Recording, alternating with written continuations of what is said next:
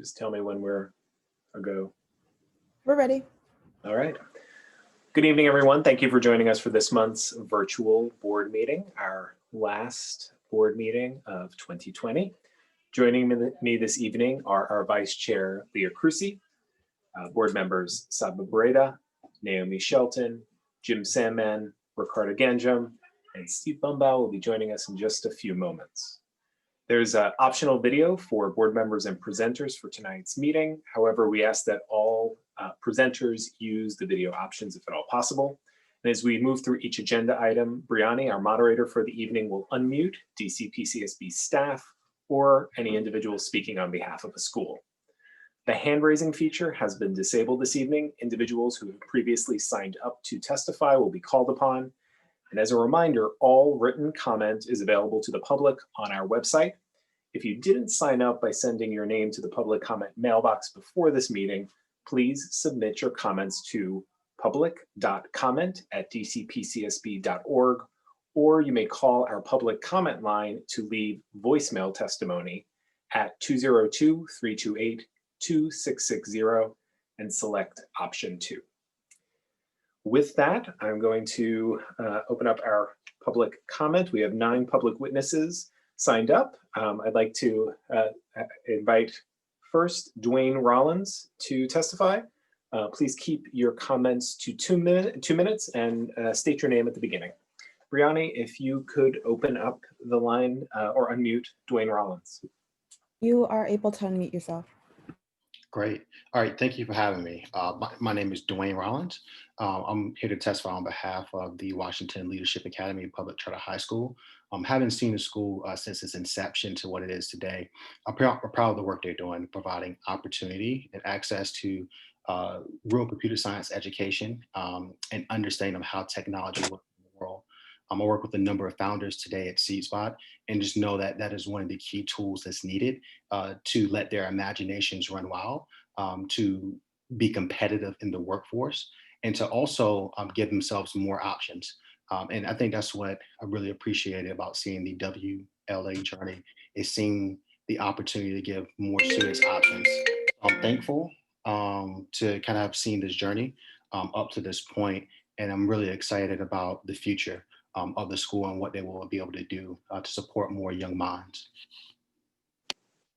Great. Thank you. Thank you, Mr. Rollins. Thanks for joining us this evening. Next on our list of public witnesses is Chris Pencikowski.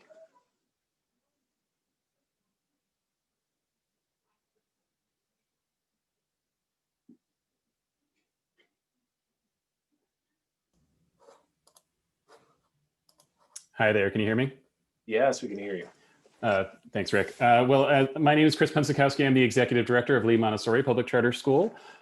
We have had the lucky fortune of sharing a building with Washington Leadership Academy for the past 5 years, or 4 years, and I'm thrilled to be able to speak on their behalf tonight. As many of you know, co-location is not an easy thing, and we've had challenges. But I've been constantly impressed and consistently impressed with how things have been handled and how we've been able to work together as partners. And I'm especially grateful to have a great school leader in Stacey Kane to be a partner and friend and work together with her since she was writing the charter.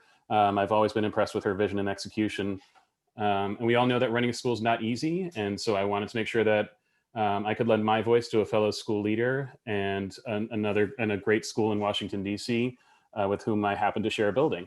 We look forward to working with Washington Leadership Academy in the future, and wish them all the best and encourage the charter board to support them as they move forward.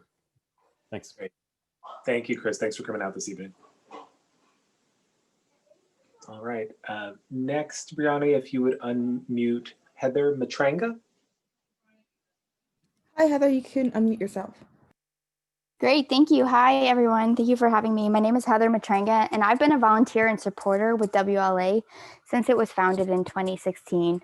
I'm incredibly proud and impressed with all of the amazing things that I've witnessed them accomplish over the past several years, including WLA has empowered their students to be anti-racist and to participate in activism This includes protesting and attending some of the marches of some of the most important social justice issues, including the Women's March, the March of Our Lives, Climate Change March, and more. I've also witnessed how WLA has taken all of its students on annual field trips to the African American History Museum.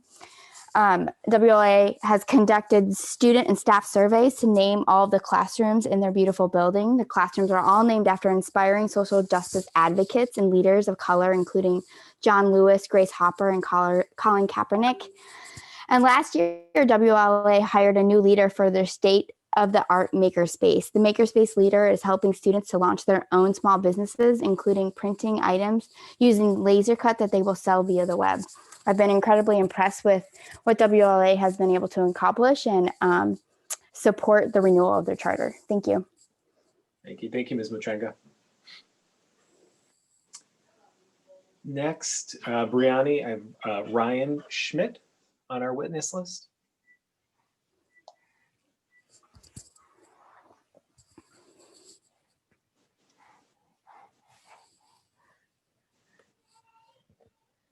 I don't see Ryan.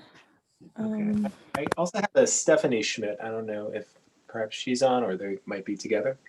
She's on. Great. Stephanie, you can speak. Hi, good evening. Can you hear me? Yes.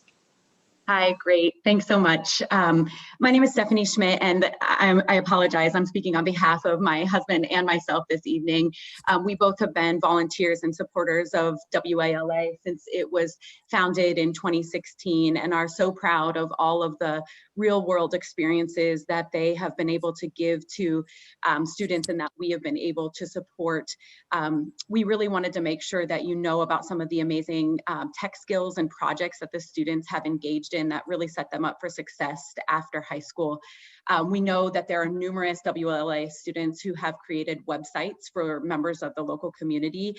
You can see some of those examples on the School Leader Lab website. And what's most amazing about this is that a lot of the students have been paid to use their skills to build these websites. We know, for example, that one student developed a website for a nonprofit in Uganda, and this particular student was paid to create that website as well. One other thing that we think is so amazing about WLA is the internship experiences that the students are provided across the district with all kinds of organizations as part of their graduation requirements that really set them up for success in the real world post-graduation. One WLA student interned with the White House Visitor Center, and as a result, he got a job for the entirety of the following year and was able to travel with the Park Service before the pandemic happened. Another example is that a student interned last summer for Accenture and helped build an app which is currently in use by the DC government. So they're doing amazing things for the DC community and even beyond the DC community with the skills that they're learning at WLA. And we know that WLA is just getting started, and we're so excited to continue to support them and see what incredible things the students are going to continue doing in the future. Great. Thank you, Ms. Schmit. Thanks for sharing. Briani, next on our list is Joey Webb.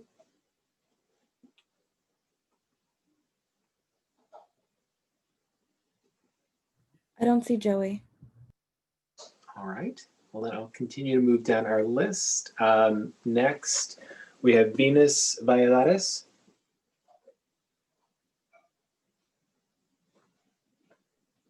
Okay, Hi. she's on. Hi, thank you for this opportunity to speak this evening. I am here today to speak in opposition to the renewal of WLA's charter. It was confirmed for the following reasons. It was confirmed by both the former principal and former vice principal that Ms. Kane was able to gain WLA's Tier 1 status by circumventing the park testing protocols by having only the top half of the first 10th grade class take the math test, while telling OC that the other half of the class had surpassed the material, which was not true. That accounted for the precipitous drop in the math scores when the second 10th grade class tested. This information was told to Patrick Pope, and who declined to answer my email asking how many students took the math test in school year 17-18.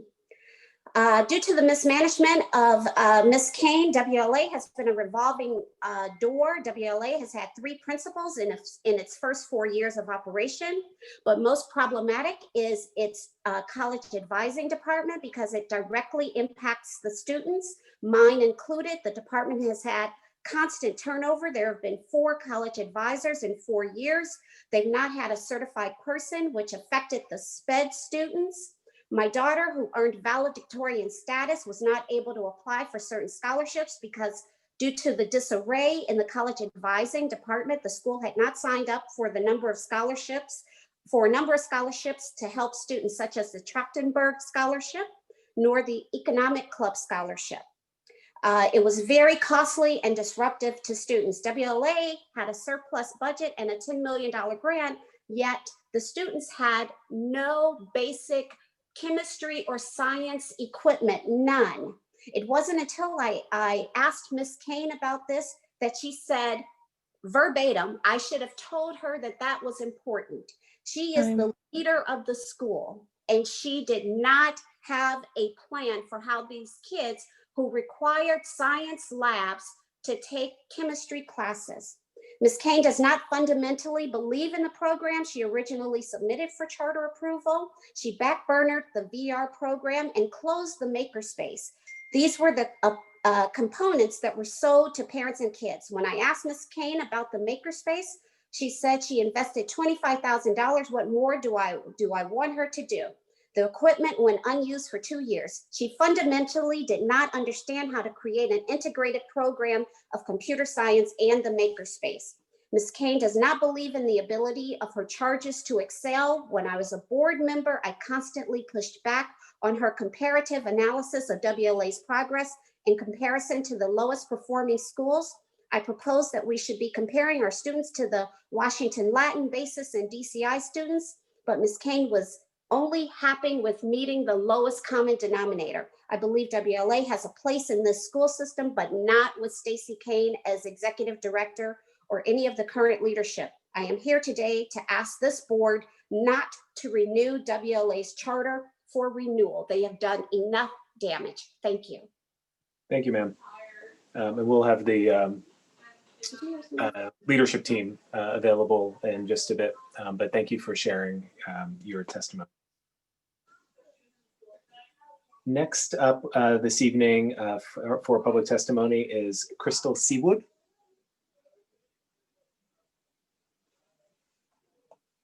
Hello, everyone. Hi. My name is Chrystal Seawood. I'm a former English teacher at Washington Leadership Academy. I was there for their 2nd and 3rd year. I do want to, I heard, I think Heather Matranga, I'm sorry if I mispronounced your name. I do want to put a pin there. You mentioned that that WLA is for it has an anti-racist focus and support their kids with protests. Any of the people, I've never heard of your name. I've also want to talk about a particular process that I helped the students organize, and my employment was not renewed. And I want to specifically oppose Stacy Kane as leadership. So my contract was not been renewed for conflict for the outcome of a student-led protest, which Stacy Kane approved, and she also helped organize. At the beginning of the 2018-19 school year, I was asked to write curriculum for on-level and advanced placement, language, and composition. My curriculum was approved by Stacy, Joey Webb, and Stephanie Young, which was the principal at the time. I met with those 3 over time and told them that I was teaching a unit called How to Disobey a Call to Civil Disobedience. I communicated that I would assess the students' learning based on their execution of a protest of their choice. They chose to protest school uniforms for better lunch, and they wanted lockers, which is not novel.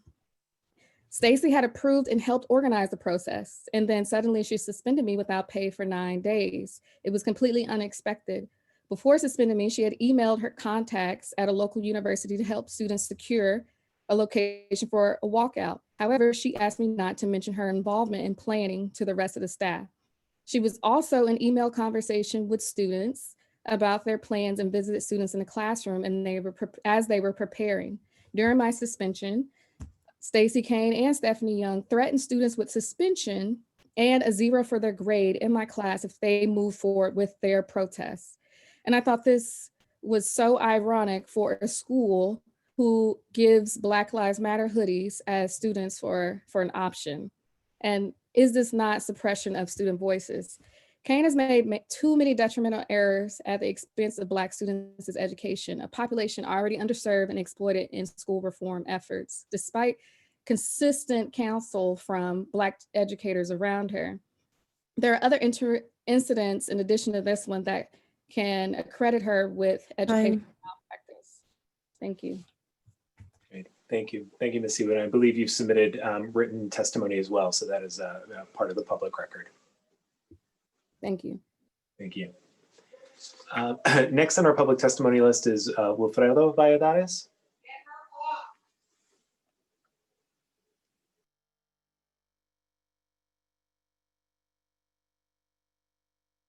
He's not on.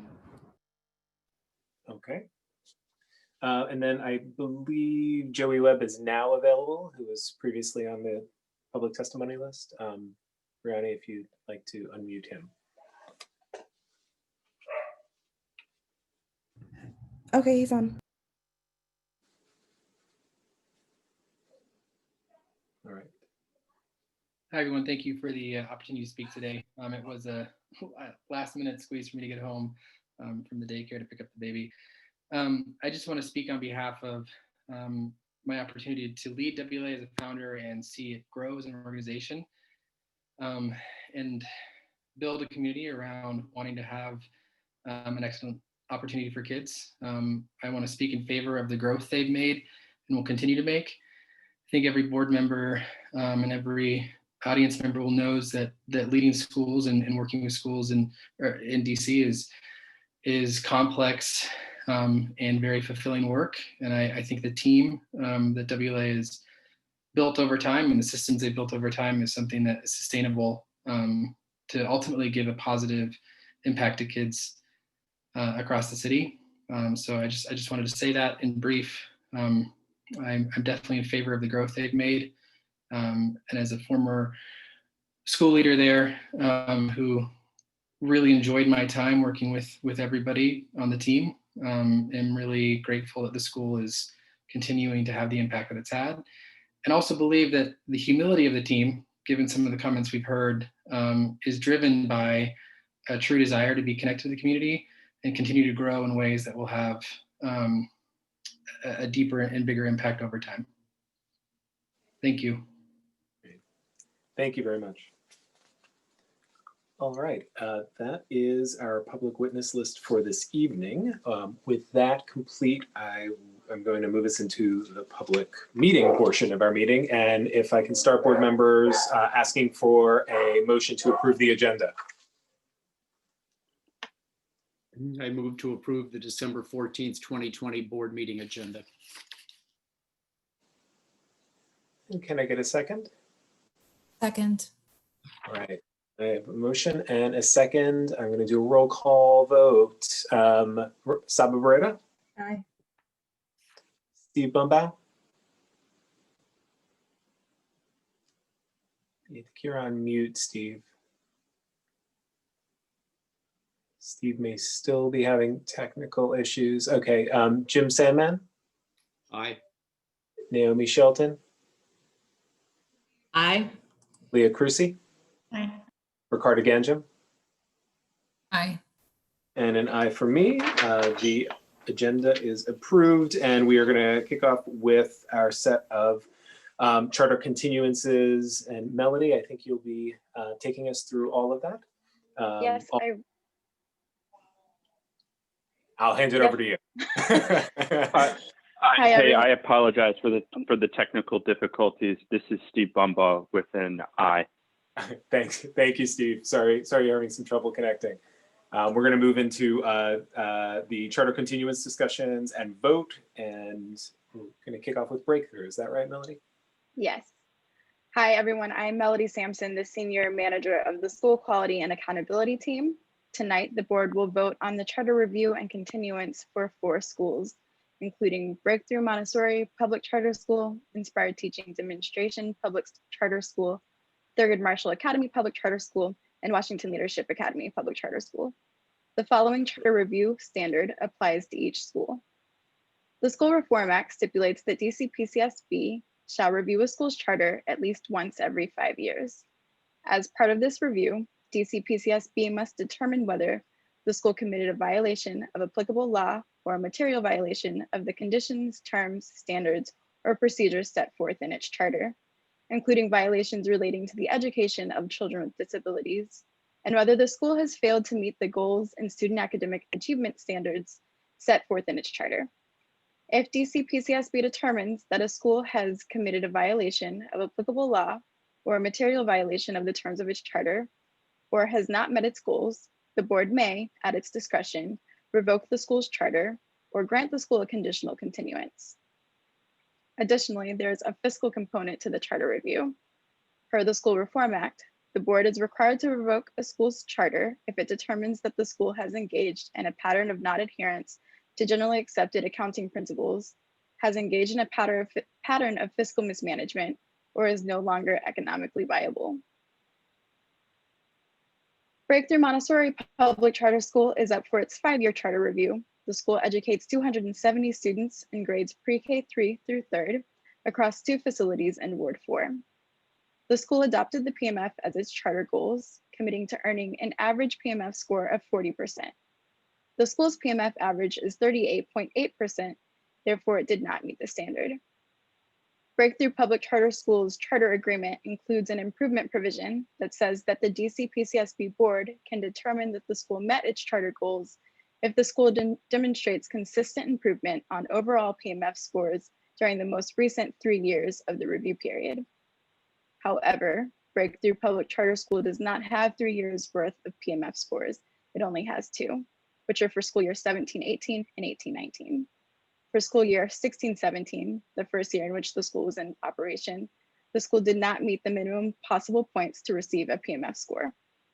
For school year 19-20, DC-PCSB did not produce a PMF because of the disruption in educational services students experienced as a result of the COVID-19 pandemic. Though the school did not meet its charter goals, it posted significant PMF gains from school year 17-18 to 18-19. The nearly 20-point PMF increase the school achieved between those years reflects significant improvement in students' English language arts and math growth. The school's qualitative site review performance is also commendable. DC-PCSB staff also found the school fulfilled its compliance requirements and has not committed fiscal mismanagement, meaning the school has adhered to generally accepted accounting principles, has not engaged in a pattern of fiscal mismanagement, and is economically viable. Based on these findings, DC-PCSB staff recommends that the board exercise its discretion to conditionally continue the school's charter. We recommend 2 conditions. The first is that the school must assess its K through kindergarten students in English language arts and math during school years 21-22 and 22-23 with an externally validated assessment of its choice.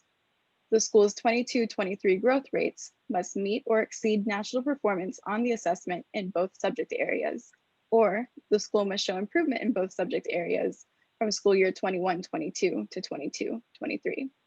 If Breakthrough does not meet at least one of these targets, DC-PCSB will conduct a high-stakes review during school year 23-24.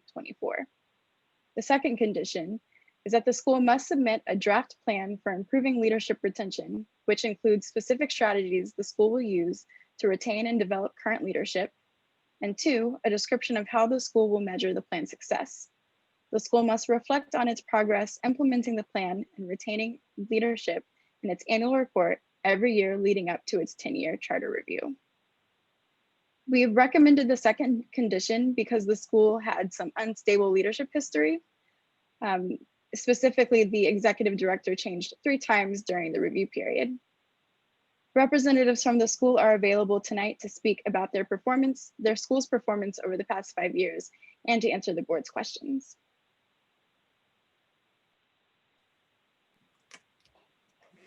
Thank you for this. I'm jumping in because we're having some technical difficulties with the chair's microphone.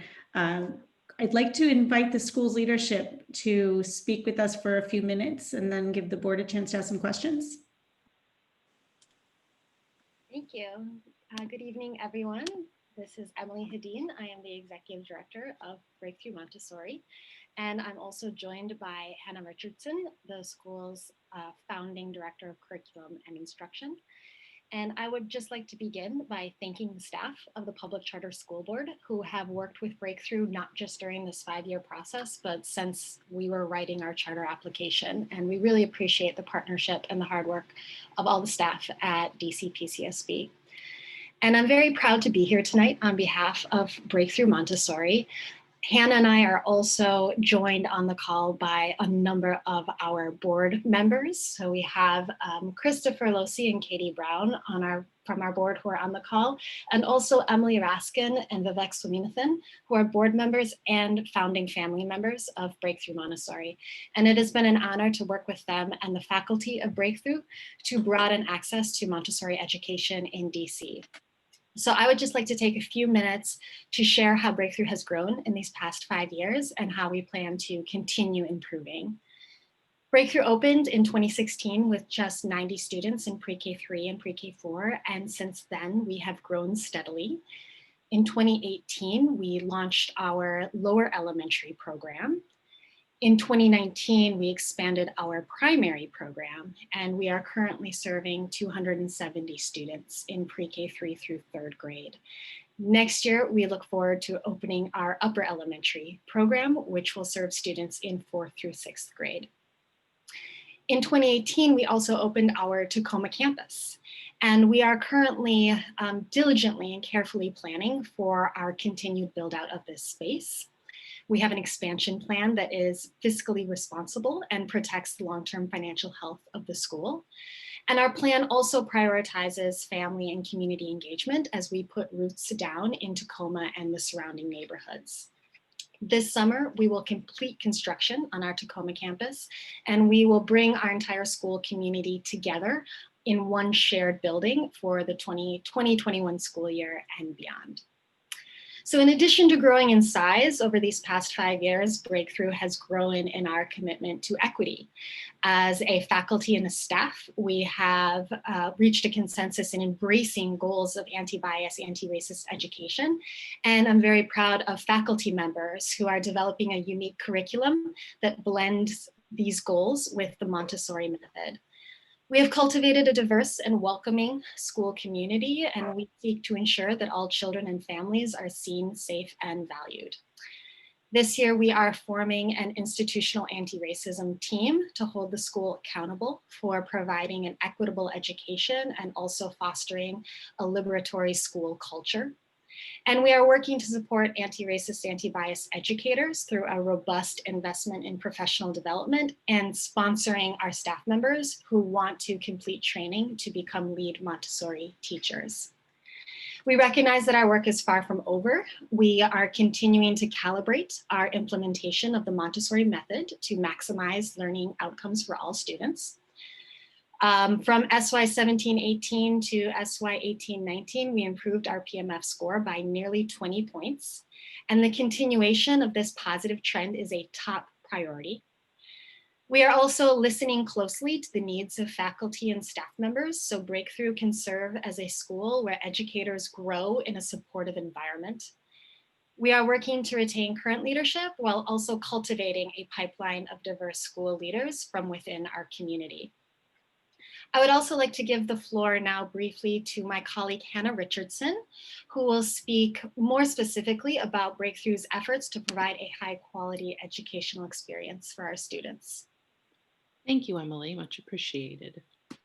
Since I have been at Breakthrough, it's really been my goal to create and sustain a high fidelity Montessori program that would really offer the best of what Montessori has to offer to the children of Washington, DC.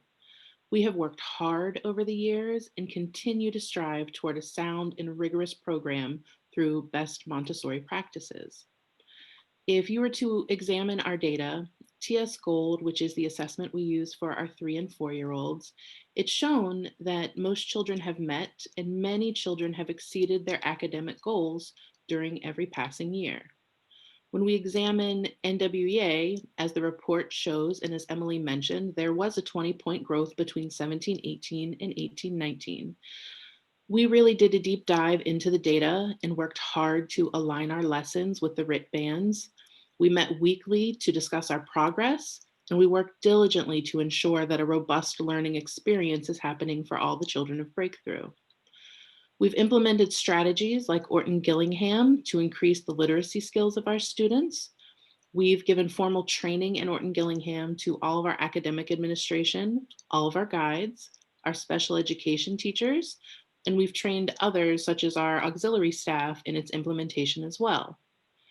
As we look forward, we've done some things that we look to use to improve the skills of our children and keep rising towards our Montessori best. We've hired a literacy specialist who began this year during the pandemic, which would be no easy task for most people, but this individual has really supported the school in new and amazing ways, which will only help us grow more. The pandemic actually has shown some benefits of greater, more precise alignment, which we plan to continue when we are in live school again. Our literacy specialist has also helped to guide us through the use of our auxiliary staff, helping to support all of the children in more targeted ways. Our school moving forward is shifting to a coaching model where one individual will coach all of the school. Previously, there were multiple coaches for multiple levels, and we're looking to tighten that up a bit. Our school is focused currently on getting ready for Park for our 3rd graders.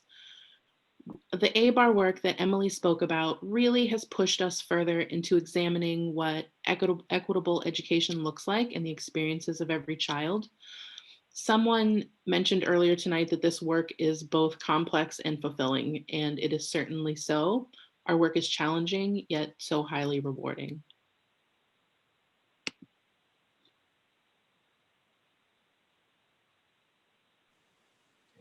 Thank you both.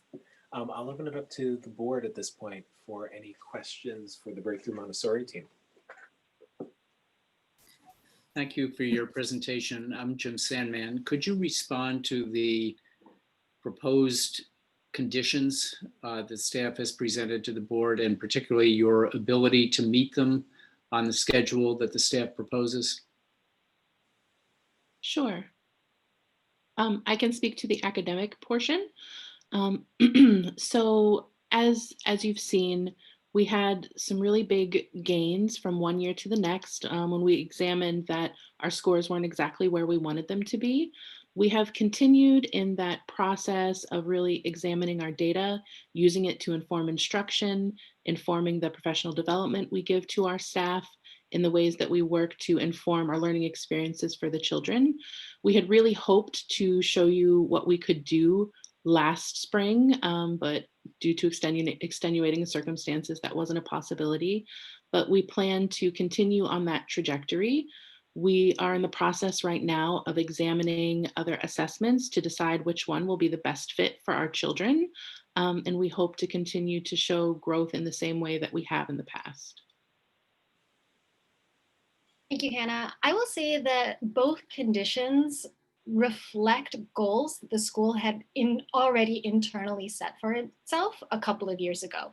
So since the 2017-18 school year, or 2018-19 school year, Hannah and I have worked very closely to track NWA map literacy and math performance, to set goals, to devise strategies for reaching those goals. And so the condition regarding the K through 2nd performance on an externally validated assessment very much reflects plans and goals that Hannah and I were already rigorously pursuing. And since I stepped into the position of executive director, staff retention, both leadership and throughout the faculty, has been one of my top goals. This has been a question that I have been working on for the past 2 now going on 3 years. And so I'm very eager to share with the school board what we have been doing during the review period to improve leadership, not just leadership retention, but actually retention throughout the school. And I look at this as a really wonderful opportunity to share those plans, get feedback, and ensure that they are as successful as possible. So I feel that both the conditions and the timeline are very feasible for breakthrough. Thank you both. Hi, it's Ricardo Ganjam. I wanted to ask, how is COVID slide presenting itself in terms of student engagement and performance this year? What are you seeing? So it's really a mixed bag. With the pandemic, you have a lot of different things going on. You have some families who are able to attend to all the things that school require while some are having some more trouble. We're using a lot of different resources to make sure we're reaching as many families as possible. And I spoke to a little bit the way that the pandemic has proved the way that we align things a little bit differently to be more impactful, in the ways that we are addressing the needs of certain students to be more meaningful. We noticed that some children, particularly because of the spring and the way that we kind of fell into virtual learning, had more of a little bit more of a slide than we had expected. You know, the ask around the whole country was to all of a sudden, what we like to call creating a plane while flying it, create this virtual learning experience without having much virtual learning experience, and getting everyone on board to begin on this journey with us. We've had much more success since the school year began this year, being able to create a more robust plan. We follow our students closely. Our children have taken the standardized assessment NW map virtually, and we're tracking how children are doing. So it is my goal and my hope that children will continue to grow in the method that they did when we were in live school. I know that we are not quite there yet, but we expect that once we're able to kind of get more into the groove of our hybrid program and moving forward, that we'll start to standardize some of the things that we'd like to see. So we're hearing a lot about attendance specifically and increased failure rates. Are you seeing those things as issues at your school? Jump in, Hannah. So I have been tracking in-seat attendance since the school has begun, and our most recent in-seat attendance report from OSSE posted about an 88% in-seat attendance rate for the month of November. And, you know, when during in-person learning, our attendance rates are 93 and around there. And so we are certainly seeing a decline. That being said, I think that our really robust approach to attendance is ensuring that it's not slipping too much. We have a lot of different touch points for families, and we have a lot of individuals, not just administrators and teachers, but also our social worker on our attendance team to make sure that we are following up with families, communicating the expectations, connecting with children, and really explaining the value in the content that is being delivered to maximize student participation and attendance. Great. Thank you so much. And just curiously, are you seeing an increase in students failing in their grades this year? Well, the piece that I was going to add is that we don't use grades with our children. So there isn't a measure like that to examine. We do look at children whose skills aren't necessarily meeting where we might like them to be, and those children have targeted approaches where we're delivering more content, they're getting more one-on-one instruction from their guides and teachers as well as the auxiliary staff. So we are examining each child as an individual and making sure that everyone is at least on a path to getting where they need to be if they aren't already. Thank you so much. Thank you. Can you talk specifically about your efforts to support teachers during this time? I know that one of the conditions is around teacher retention. So what challenges have you had in supporting teachers through the pandemic? And how do you think you're doing on the goal of retaining more teachers?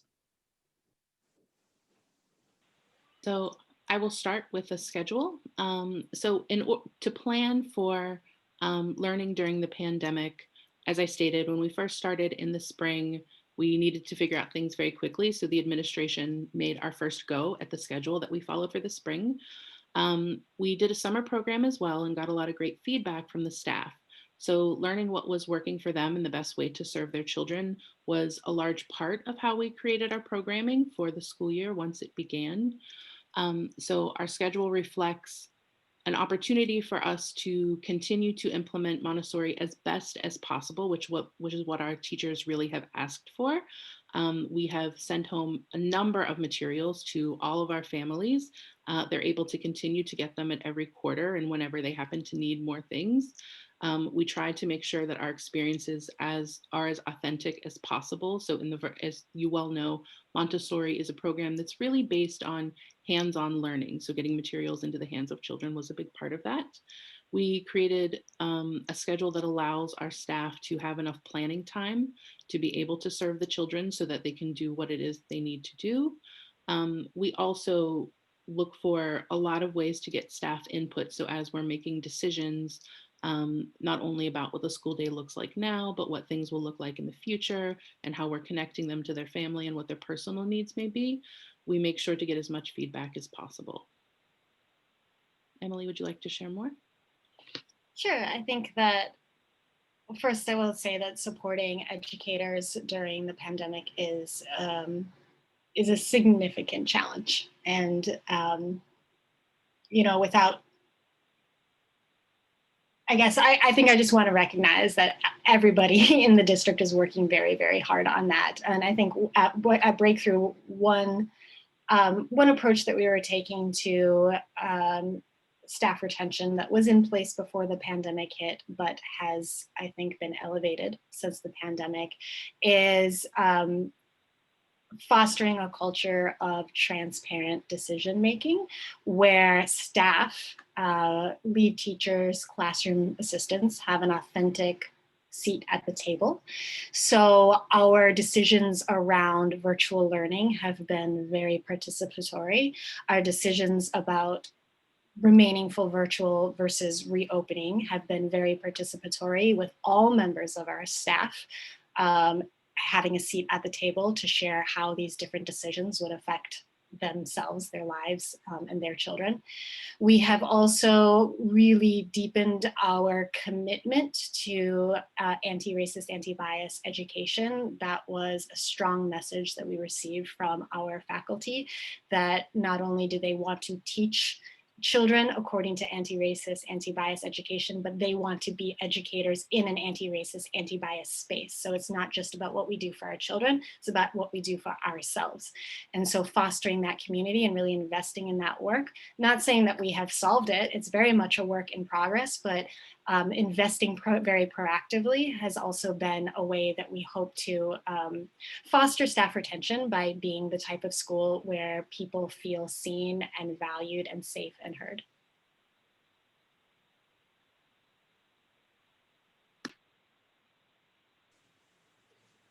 One question that I have, if you will, with respect to finances, I see that the staff has found that you've sort of met the standard with regards to fiscal management. So congratulations on that.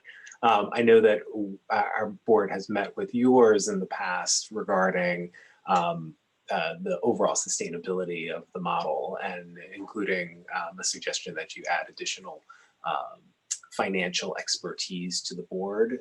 It seems that with the consolidation of campuses, your finances only strengthen, but we'd just love to hear a little bit about where you are now and how you think that will hopefully continue to be favorable in the future. Yes, absolutely. So in, I guess it would have been 1819, my first year as executive director, we did work with PCSB to examine Breakthrough's finances and ensure the long-term financial health of the school. And I'm very proud to say that since then, the indicators of financial well-being have continued to improve. So if we look at budget for the current fiscal year, we designed an FY21 budget that forecasts us ending the year with 118 days of cash and meeting our debt service coverage ratio of 1.52.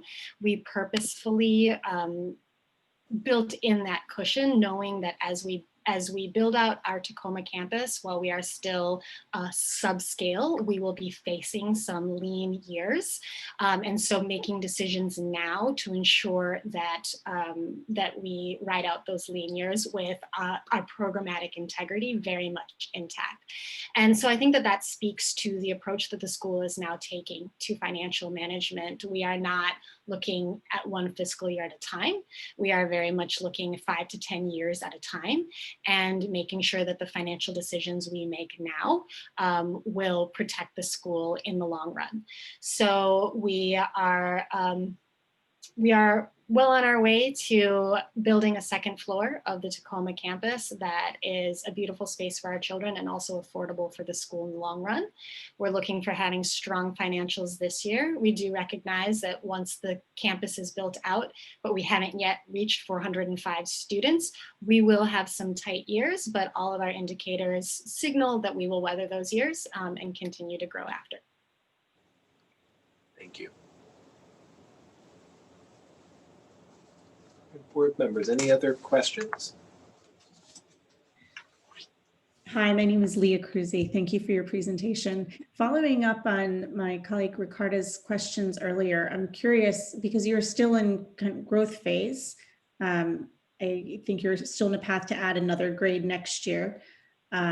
And with the aspiration, I think we all have, that we will be back in an in-person environment for the next school year. How is what you've learned this year informing your plans to add a new grade next year? And the gaps that we are going to see as a result of this year? Sure. So, we are growing with our student body. So next year we will add the 4th grade. It's our current 3rd graders who will graduate into the 4th grade, and then we will bring in a new class of pre-K3 children as well. And so these are children that many of our current 3rd graders have been with us since their pre-K years. So we've gotten to know those children and those families very well. We have worked with those students as we have fine-tuned our approach to data analysis and literacy instruction. And so we feel very confident that while the distance learning has certainly been a challenge to not only deliver instruction, but to evaluate the efficacy of that instruction, bringing those 3rd graders into the 4th grade, we know them, we know their strengths, we know where they need work, we know their family, we have strong collaboration with those families, and not at all backing off on family engagement during this distance learning time, but really pushing to keep those ties very, very strong, will put us in a good position to hit the ground running next year or earlier, hopefully, if we are able to get the school open to in-person. Anna, do you have anything you want to add? Yes, I alluded a little bit to this earlier when I was speaking, but the ways in which we have learned to align and calibrate a little bit better during the pandemic, because it has been so necessary, are skills that we plan to carry into school once we come back into live school. So making sure that we're hitting certain marks in each and every classroom, utilizing every staff member that works with children in new and different ways, and so that children are getting multiple touch points. Even more so now, we see some than they might have had in the past, but we plan to very much continue these things in the future. Thank you.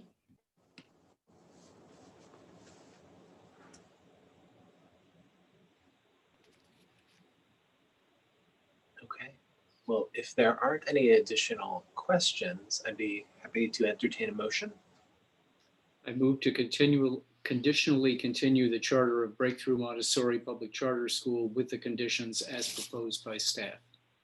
Second. Okay. I've got a motion in multiple seconds. Roll call vote. Saba Barreda? Aye. Steve Bumbaugh? Aye. Leah Crucy, Aye. Jim Sandman, Aye. Naomi Shelton, Aye. Ricardo Ganjam, Aye. and an aye from me as well. Breakthrough, congratulations. Good luck with the next 5 years. We'll be attending to those conditions, as you can imagine, so look forward to being in touch in the new year as we move forward on those. Thank you. Thank you very much. Thank you. Melanie, Next we your have- show? I'm always jumping the gun, sorry. Next, we have Inspired Teaching Demonstration Public Charter School, which is up for its 10-year charter review. The school currently educates 514 students in grades pre-K 3 through 8 at a single campus in Ward 5. The school adopted the PMF as its charter goals, committing to earning an average PMF score of 45%. The school met its goal by achieving an average PMF score of 68.9%. DC PCSB staff also found the school fulfilled its compliance requirements and has not committed fiscal mismanagement, meaning the school has adhered to generally accepted accounting principles, has not engaged in a pattern of fiscal mismanagement, and is economically viable. Based on these findings, DC PCSB staff recommends that the board vote to continue the school's charter. Representatives from the school are available to speak about their school's performance over the past 5 years and to answer the board's questions. Thank you, Melody. Inspired Teaching Team, welcome. Thank you. If you'd like to start with any opening remarks, and then I'm sure our board has a few questions for you. Sure, I'll go first, Rick. Good evening, everyone. My name is John Leibovitz. I'm the board chair of Inspired Teaching Demonstration School. And I'm also a parent of a 5th grader and a 2nd grader with a combined 13 years at the school. ITDS is devoted to the idea that all children can achieve their full potential as learners, citizens, and problem solvers. We pride ourselves on being a kind and inclusive community. On behalf of our board, it's my pleasure to support ITDS in this important process and to introduce our wonderful head of school, Debbie Dantzler-Williams. Thank you, John. Did you ever have a chance to see one of your dreams start to unfold before your eyes? Good evening, I'm Deborah Dantzler-Williams, founding head of school for Inspired Teaching Demonstration Public Charter School, and I get to see snippets of my dreams coming true every day at the school. It's my pleasure to join with John Leibovitz, chair of our board of directors, and Kate Keplinger, chief operating officer, a key founder and the primary organizer and writer of the disparate ideas of educators, families, community activists, thinkers, doers, and most importantly, children. Kate thoughtfully crafted the charter application that was approved by the Public Charter School Board, initiating the implementation of our vision and mission, and ultimately the opening of our school in 2011. Today is a very important day on the timeline of our school. Today we have the opportunity to speak with you about our school and answer to you for our accomplishments and the challenges we've yet to conquer. As the occasion notes, this is the 10th year of our school, and Kate and I have been partners in this work over the entire life of the school. We come before you this evening standing for a professional community that loves its work and cherishes the time students spend with us. We have so much to be proud of, and because we constantly reflect on all we're doing, we know there is much yet to be done to improve the educational experiences and long-term impact of the teaching and learning led by our community. We seek to open future possibilities for our students and students across the District of Columbia. As a demonstration school, we welcome visitors from across the city, the nation, and the world. Most immediately, we work to make a difference for children and teachers in our fair city. While our community is known as a child-centered learning community, a supportive place to work, and a safe laboratory for teacher residents to refine and expand their teaching skills, we strive to take good care of every student and know that we must earn the trust of our families and you, our authorizer, every single day. We work hard, we listen carefully, and we reflect on our work regularly to ensure that we know the areas requiring additional attention. We're recognized as exceptional with social emotional guidance, engagement, and accommodations that we offer to students. We are aware that one of our instructional areas, that is math instruction and achievement, hasn't been uniformly successful for our students. And over the last 5 years, we've made specific adjustments to improve that. I want to thank every member of the Public Charter School Board staff for your work to support school leaders, teachers, all staff, and especially students. You take our calls, you guide us and inform us, and you hold us accountable to deliver high quality instruction, build and maintain a strong community culture, and responsibly manage the funds we are allocated. Thanks also to the leadership and members of the Public Charter School Board itself. We appreciate all of you and rely on your partnership to build a successful school for children. This year is the first year students promoted from Inspired Teaching School are applying to colleges around the country. We are so excited about this and know that this is going to add even more dimension for our understanding of the work that we've done and will continue to do. Thank you. Thank you. Deborah, we'd be remiss not to note the news of your transitioning at the end of the year. So I know the school is in the midst of a search, but thank you on behalf of the city's children for what I know has been a really special place for so many kids and families. Thank you for your very kind words. I'm going to do my best to hold it together as I take us through this process. I'm remembering the self-study of our first year, our 5-year review, and now our 10-year review. And it really, really feels quite remarkable. Thanks again. Well, let me open it up to our board who might have any questions for the Inspired Teaching team.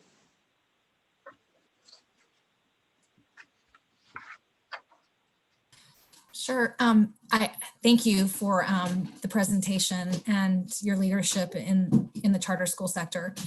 I did also want to ask you about the COVID slide and how it's presenting itself at your school in terms of engagement and student performance. Yes. Well, we have been very fortunate to do a great deal of learning during this time.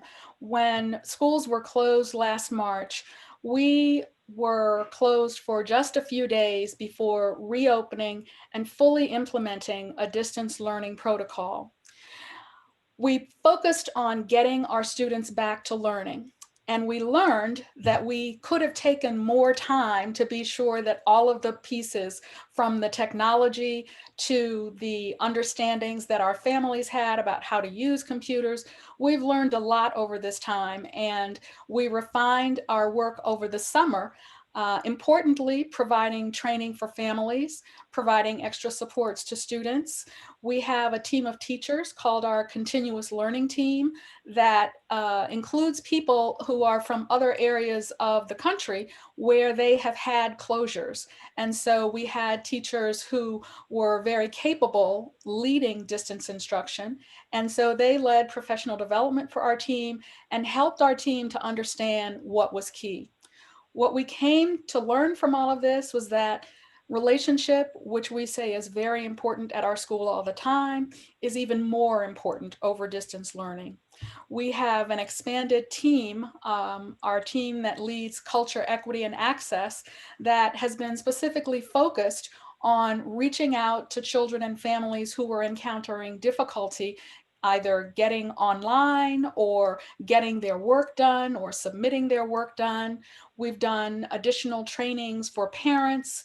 I have conducted listening sessions with families as well as staff, because we all came to understand quite profoundly that our staff members all needed their hands held just as our families and students did. Our families are quite remarkable. This past weekend, they hosted a Winterfest on the grounds at the school, socially distanced, with a permit from our Department of Parks and Recreation. And our families turned out, they had to sign up for blocks to be on the blocks of time, to be on the playground, to be in the building. We've been giving out school supplies regularly to ensure that our students have the tools they need for learning. I guess I'd say what we learned the most was that we would need to put extra time, extra thought, extra care, and certainly extra supports in place to ensure that our teachers were able to do their fine work without worry, that our administrators were able to have regular check-ins and hear from folks and ensure that we kept our finger on the pulse of our community. And more than anything, we learned that no one person could handle all of this. So it's really been a collective effort, and we've learned that communication, hand holding, and then going for excellence in the teaching that we deliver.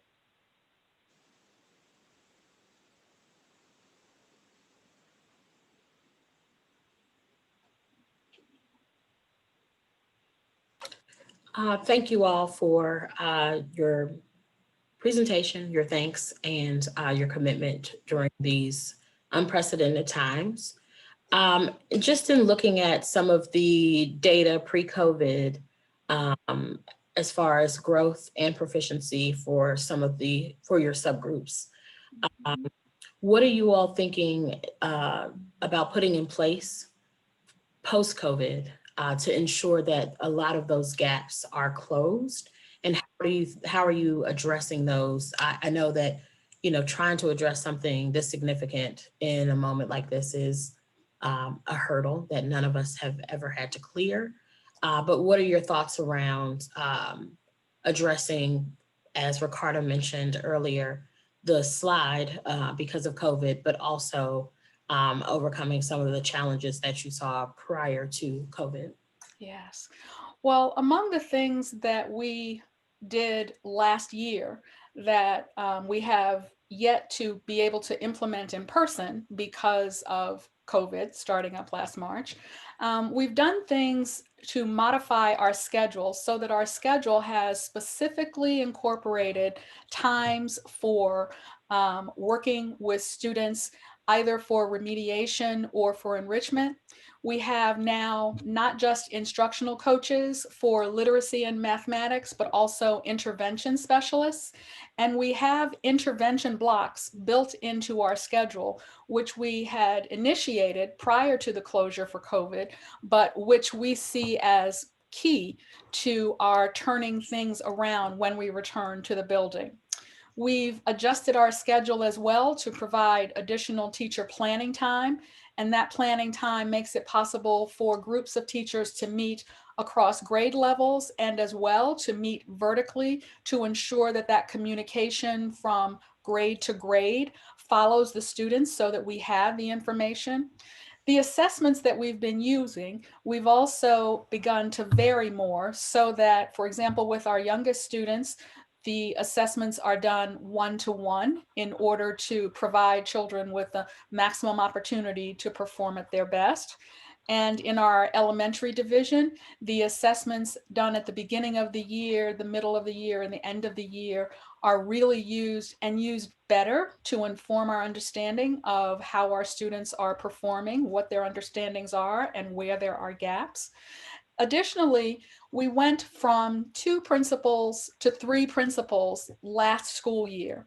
And that was done to share out the work of instructional leadership between 3 people rather than 2, as we discovered that we simply needed more hands, more eyes to be able to follow the data and then come together to draw conclusions from the data, because those conclusions help to inform how we adjust our methods, how we modify our schedule, how we make resources available to ensure that kids have the best opportunity and the time to take in the instruction that we've worked so hard to improve.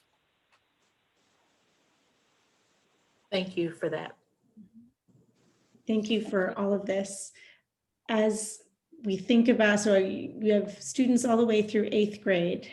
And so those students are thinking about the high school lottery opening up soon. How is the school in these most unusual times with a very unusual kind of Ed Fest? How is the school supporting those families and making those kinds of choices? Oh my gosh, I'm so excited that you answered that question. This morning I had one of my favorite opportunities of the school year. We were doing our practice rounds with our 8th graders, preparing them for the interview process. We now have incorporated a special program that provides tutoring for our students to shore up areas where they feel uncertain and where their level of achievement hasn't matched what we know they can do. But our middle school principal has set up a schedule We have 2 schools, in fact, joining our families tomorrow evening. He has invited in representatives from the schools across the city, the high schools, and we've already had multiple schools come in, and by using Zoom, they speak to our families, speak to our students, and answer questions. In addition, we have sessions for our 8th graders to go over their writing that they do for their applications, as well as I mentioned, the preparation for the interviews. The reason that I highlight these things is because these are an opportunity for me as head of school, for our learning specialists, interventionists, and for our principals to engage with our students as we prepare to send them off. And so our students right now, I can tell you, are simultaneously excited and super anxious because they are learning what the requirements are, and our middle school team is doing an exceptional job of keeping our families aware of how things are changing. For example, the change that one of the highly selective schools in the city made with their announcement about not doing testing this year. We are keeping our ear to the ground for information, providing that information to our students and families, and then helping them work with that information. I'm so pleased to note that so many of the students that I was rehearsing with today were talking about their 4.0 averages that they have been working to maintain since we opened in August. They're realizing and they're very aware of the implications of their grades from 7th grade as a part of the process, but they're also excited because we are finding ways to connect with the students to lessen the anxiety, though they all understand the reality of going through this process. But we are working to hold their hands, as I mentioned before, as closely as we can and get all their questions answered and review the information that we're sending out to keep them abreast of the process. So it's a pretty exciting time. Thank you. Thank you. I have a question, but I think this is more so for John. We are, as a board, are fairly well acquainted now with doing a leadership search virtually in a public health crisis. So as you look to finding Deborah's successor, what does that process look like, and how do you intend to engage your community in that search? Thanks, Rick, for asking that question. So yeah, this is probably, apart from trying to manage COVID, the COVID situation, the single, well, we're not managing the COVID situation as a board, the school is doing that, but we try to support our school leaders and ask questions and provide a sounding board on certain things. But, as a board, this is probably the single most important thing we're doing this year. I personally view the role, the head of school, as sort of the single biggest, fulcrum point for success in the school. And we've been super lucky to have had, Debbie for 10 years, it's a real long time, guiding the school and growing with the school, and the school's been growing with her, and it's been, just a great run. So, we've been trying to approach this in a fairly deliberate way. We actually started planning for this, I would say, at least a year ago.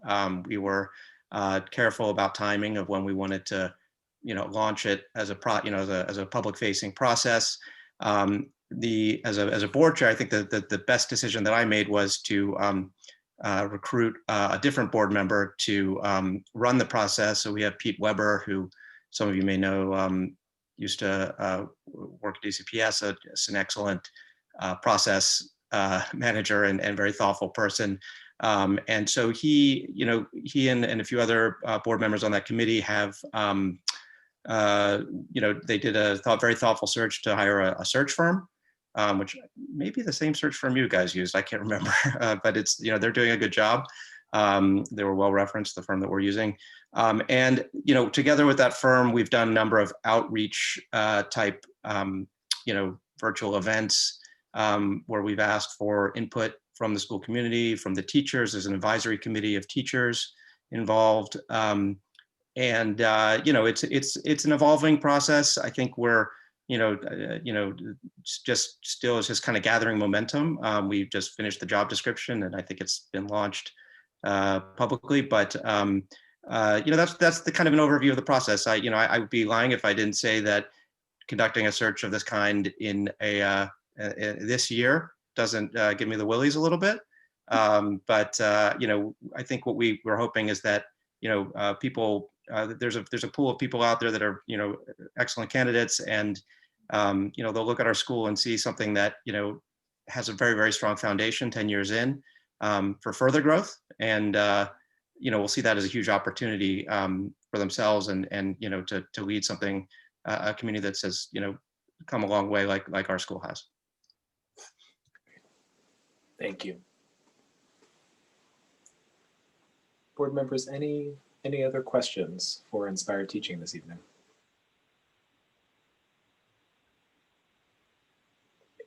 If not, someone wants to lead with a motion? I move to continue the charter of Inspired Teaching Demonstration Public Charter School. Second. Second. All right, I got a motion in 2 seconds again. Let's go roll call vote. Saba Breda? Aye. Leah Cruci? Aye.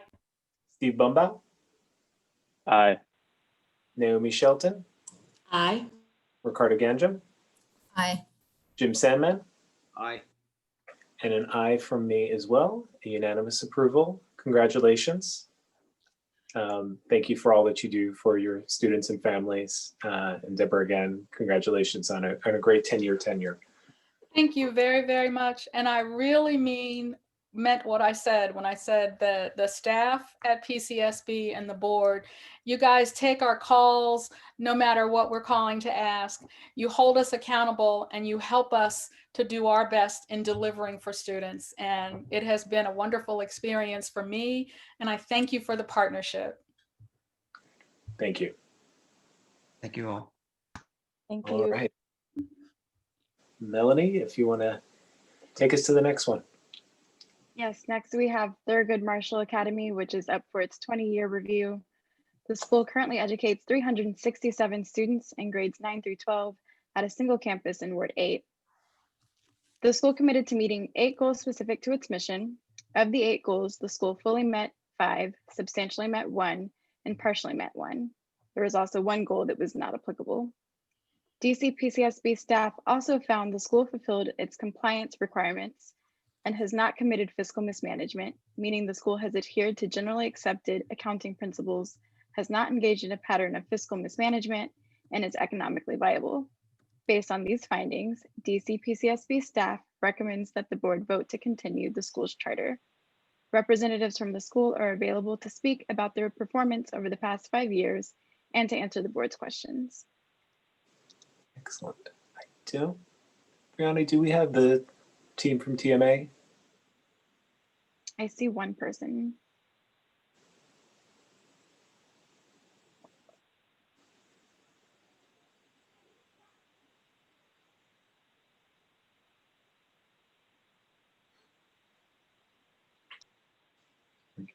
Looks like we're getting there.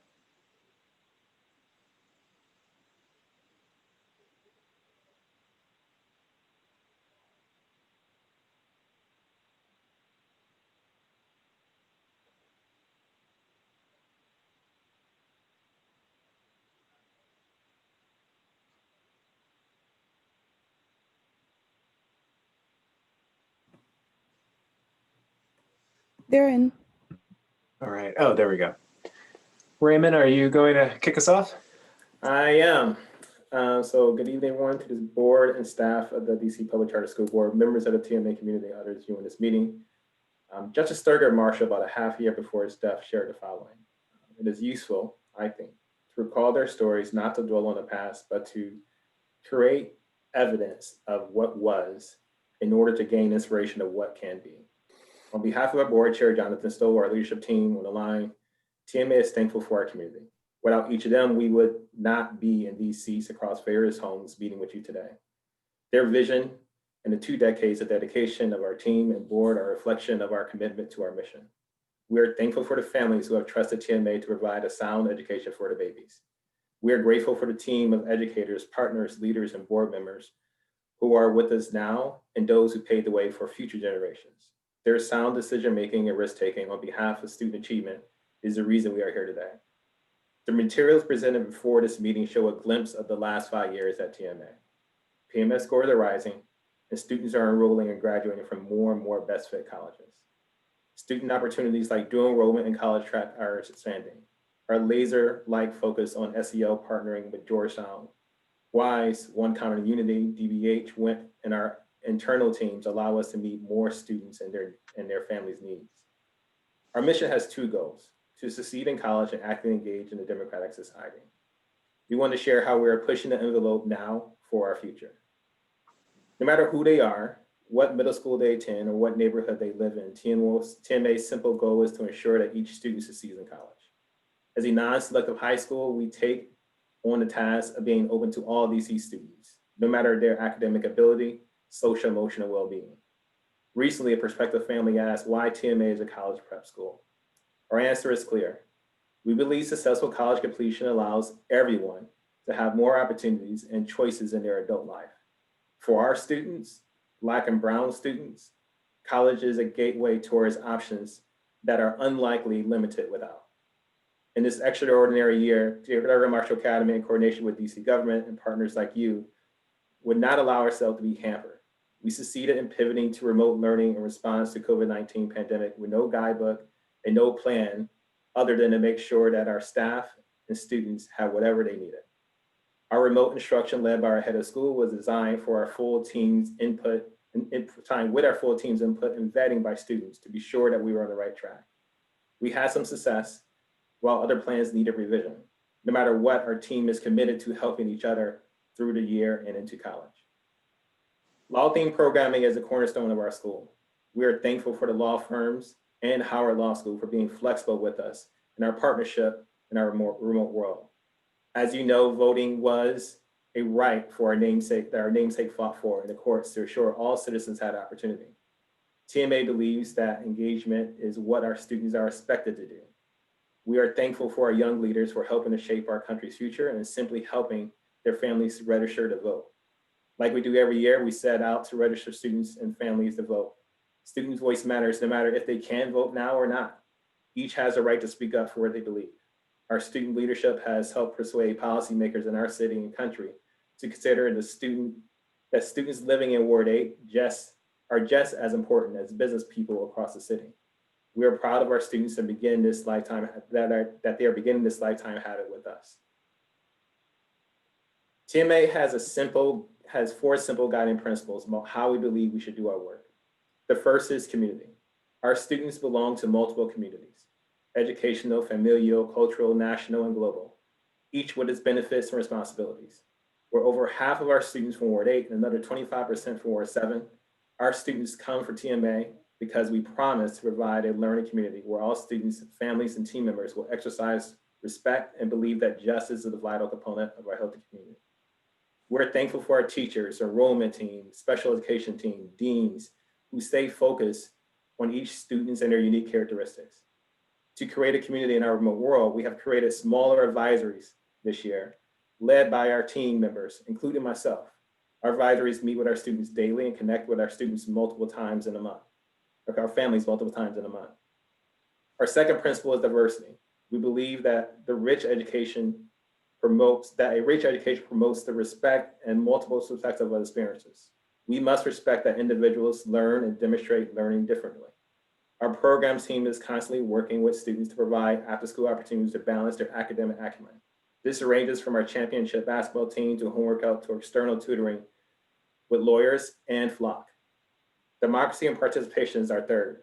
Our community believes that when we are decision makers in our educational and social experiences, we become agents of change in our communities. The privilege of being a citizen in this community comes with the charge of service and responsibility. This past week, 3 students were finalists in the citywide McBuff Soapbox Challenge, sharing the most important issue in our world today. Last spring, our seniors Our seniors voter registration project was one of the 20 schools in the country to win the When We All Vote award. Our board welcomed 2 new board members this year, and our family members, and continued a recent tradition of transitioning our former parent members into community members on our team, on our board.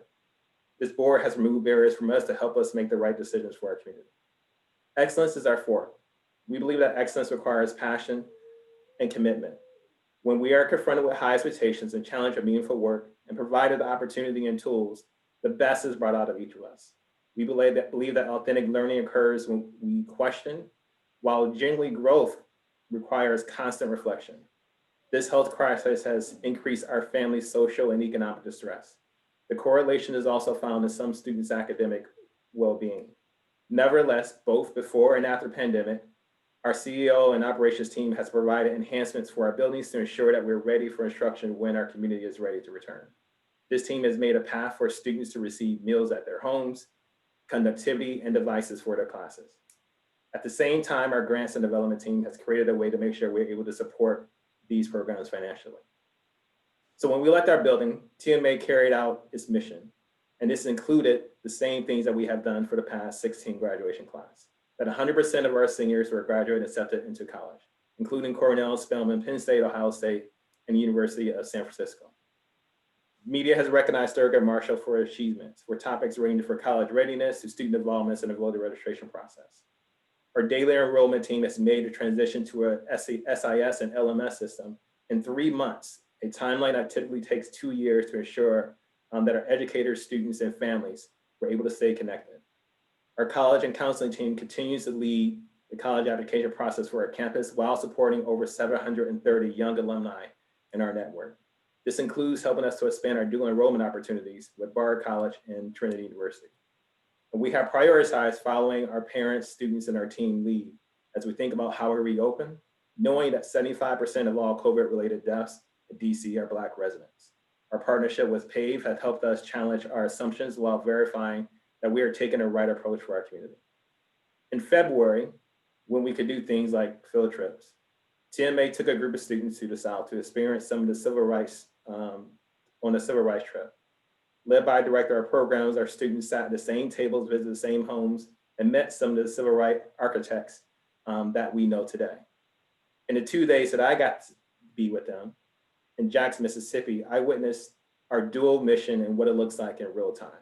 Our students could not only name facts, but could also provide the context and propose logical solutions for problems.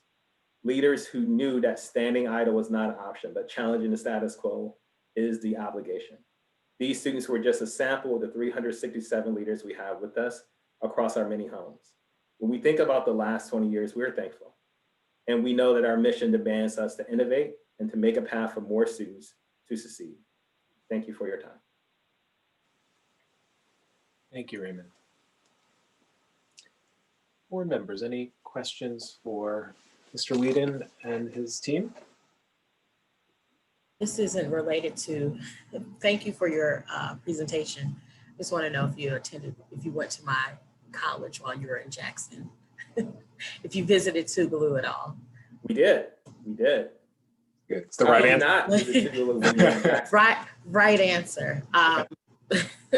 No, I just want to continue to, give thanks to all of the adults who have to step in during a very unprecedented time. So thank you for the commitment that you all have shown to the students of Thurgood Marshall and the example that you've set. Very pleased to hear about the work around When We All Vote and how that continues to be, social justice continues to be a cornerstone for the work that you all do.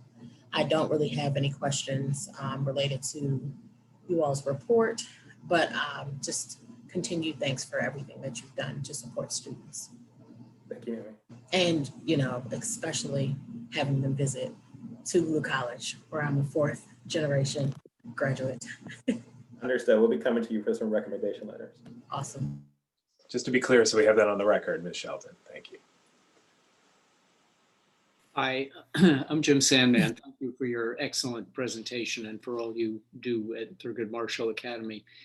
The events of 2020 in the United States have implicated many of the values that you cited in your presentation. Have you had an opportunity to incorporate them into the learning experiences of your students this year? I recognize that COVID might have limited your ability to do that in ways that you might have liked to otherwise, but it just seems that your values are so relevant to what we've experienced this year that I'm curious about the extent to which they have been reflected in your instruction this year. So I think the great thing about Thurgood Marshall Academy is that our students are also educators when you think about it. And so like I went to the protest this spring, like because the students were going to the protest and I followed them while they were going to downtown. When I think about like the weekly conversations that our students were leading on Instagram through MICVA, and talking about the democratic process, talking about why the protest was important, like that's a student-led thing. And so in many ways, our teachers and our educators are facilitators for this type of discussion because students already want to talk about it. We gotta make sure to give them space. There are some things that we are intentional about doing to make sure that we can do that. So when I talk about our advisory, we have space in that advisory every single day to talk about not just topics of the day, but also include them into what is happening and thinking about and how to reflect and take action upon that. And then I would say our law team, themed, the work that we do, especially work with Howard University, so our sophomores, is all built around these components. And so, yes, this is something that we can point to, but to your point, Jim, this is actually in the fabric of what we will be doing any given day, whether it's the pandemic or not. Thank you very much. Mr. Sandman, this is Jonathan Stoll, the chair of the board. I just wanted to add a couple of comments. First, I want to compliment Raymond and all the wonderful staff members who are on the call this evening. Obviously, as the board knows, we could never do anything as a school without all the wonderful contributions.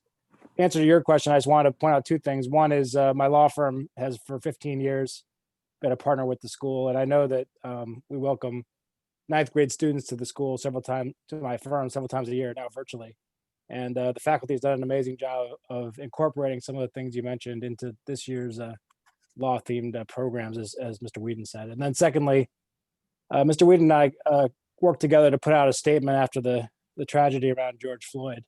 And we involved the board and the school leadership in that process, the development of the statement. And I think it was showing to me of how close the board as well as the faculty had become as we reflected on what was obviously an incredibly difficult moment for our school and for our community and the United States as a whole. And I think it showed as we put the words together, just how our thoughts had all come together in prayer and thought together. So it was very moving. Thank you. Thank you for the presentation, Raymond, and congratulations on all the success the school has had. I had the great fortune of being a mentor at Thurgood Marshall for about 4 years and really enjoyed that program. I do remember, and I think it is probably something that you guys still discuss, that the transition for many kids, ninth graders, to this school, just given the rigor, sometimes led to a higher number of kids leaving than I'm sure anyone would like. Can you just talk about the work the school has done to support ninth graders? That's a very tricky transition for many, many kids. And so just would like to hear about that. I'm going to start and then anybody else can chime in. So part of the work that we realized that we needed to do is really look at our summer prep programming and how we essentially are going to onboard students into our school. And so for the past 2 years, Courtney Burris, who was our dean in ninth grade, has really done a great job of not just like, hey, we want them to understand what it's like to be TMA, but also the inverse. Like we need to figure out like what it's like to be a 13, 14-year-old child, like going to a brand new school. We have close to 30 plus middle schools in which we receive students from. And so when thinking about that, we got to figure out like how do we become a community?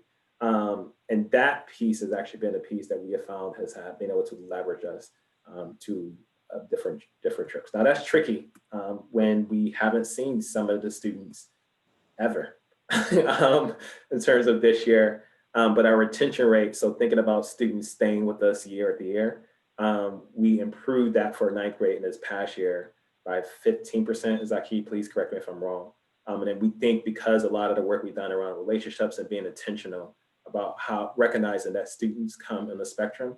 And our job is to figure out how to get them into college, not just in 4 school years, but we actually have 48 months when we think about it, and how we do that is important.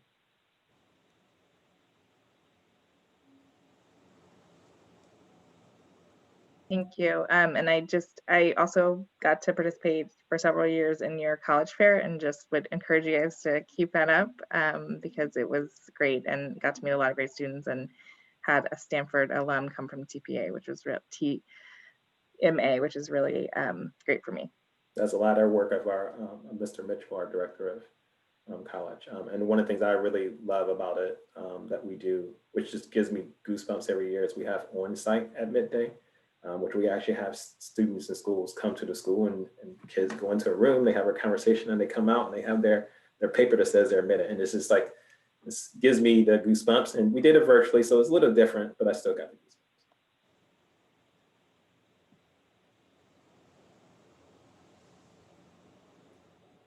I've got a very tired 2-year-old in the room next to me that's screaming. But I have a dog that wants to get into this office, so I understand. I want to very quickly thank you for setting such a high bar for excellence in DC, and know that the reputation that you have established here has been a model for schools well beyond DC, which has impacted kids and families more than even had a chance to see. So thank you. Thank you.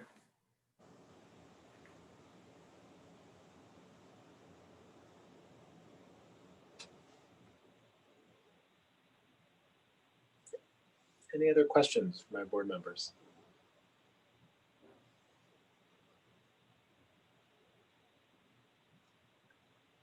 Well, then I will just echo my thanks and perhaps premature congratulations for the work that you all have done and continue to do this year.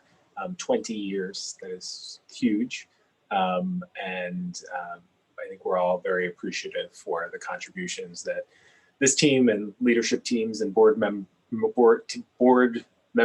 of the past have made on the lives of so many students in the city. So thank you, Raymond. Thank you, everyone. Thank you all. With that, if there aren't any other questions, I will take a motion from the board.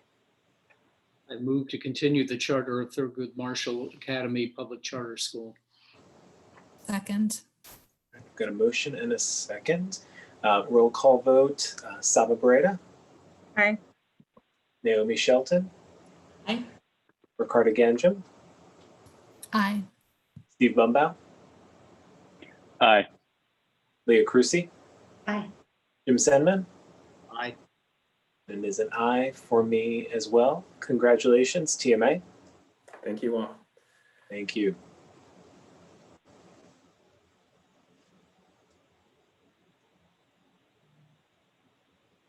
All right, Melody, back over to you.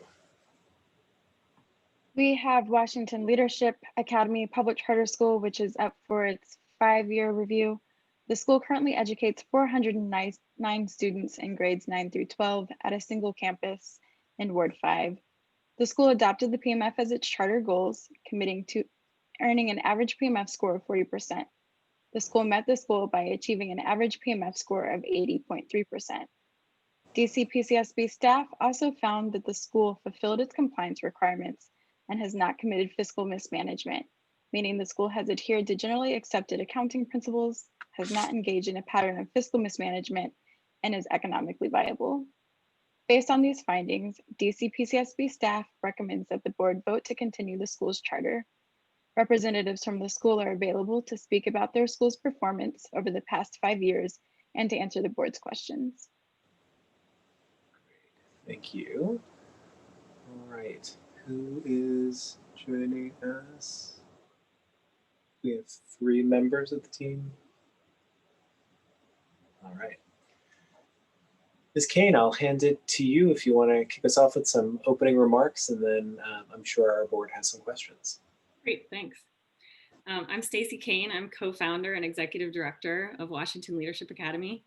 I can't believe it's been 5 years since I was here advocating for a charter to open WLA. And I'm thrilled to be back in front of you today with evidence of our tremendous progress that we've made.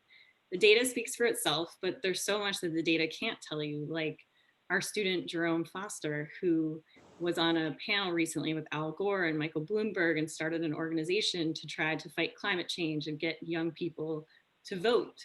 The data doesn't tell you about all of the kids that we have who have been hired already to build websites in their free time and making money on the side because of the education they're getting in software development and computer science.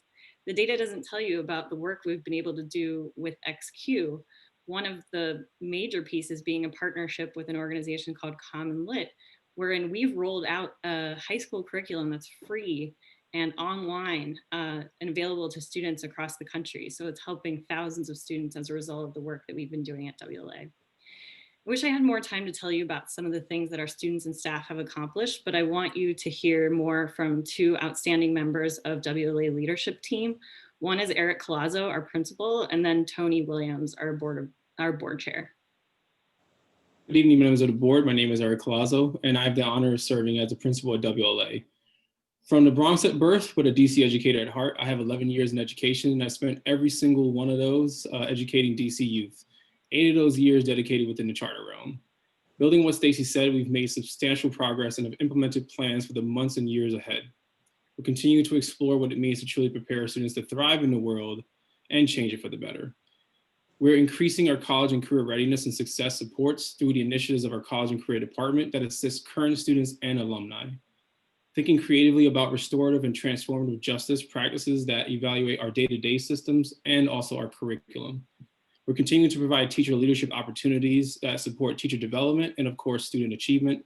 And of course, we are also leaning into our computer science specialty that continues to build on our students' skills during their 4 years at Washington Leadership Academy. Tony? Yeah, thank you, Eric.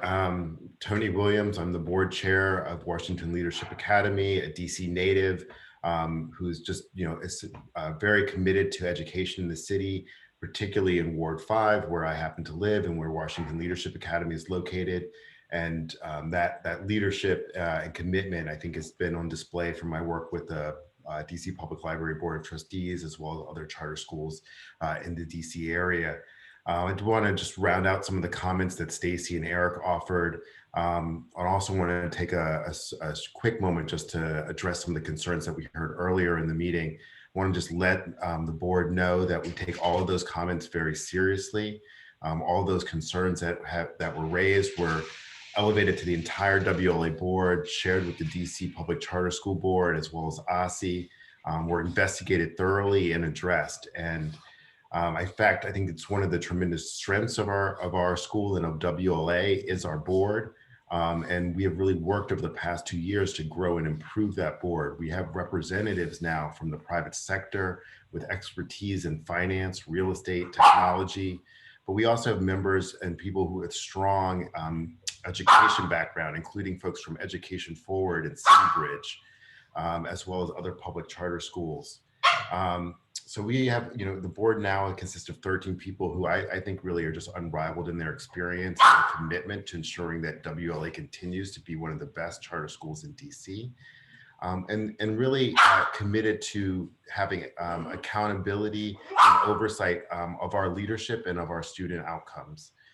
We've implemented many policies to make sure that we listen to our community's voice, including our parents and our teachers, as well as our students. We have provided support to both Stacy and I think in Eric Collazo, we've recruited just a wonderful leader and principal of our academics in that space, and look forward to watching him continue our growth in that space. So as a school, we look forward to continuing to raise the bar for DC students, and we thank you for taking your time, and I apologize for the puppies who are also want to make a few comments. Thank you, Mr. Williams. Thank you each, and I'm sure now we have some questions from our board.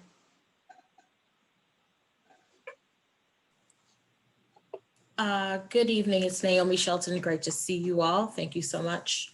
I just have, well, thank you for addressing the comments that were brought to our attention earlier. I believe we will be following up to get some additional responses from you all.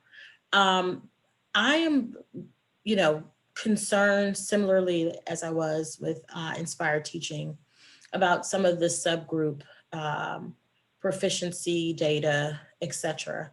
Again, recognizing that we are in the middle of a pandemic, so it's a little more difficult to address some of those academic concerns, but would love to hear how you all plan to address some of the proficiency gaps that we're seeing in terms of the sector rate versus what's happening at the school level. Yes, I can definitely speak to that. So especially with a pandemic being at the forefront of our own minds, what we did was during the summer planned out what it could mean to make sure that interventions are embedded within our schedule to make sure that students are getting additional small group time or even one-on-one time.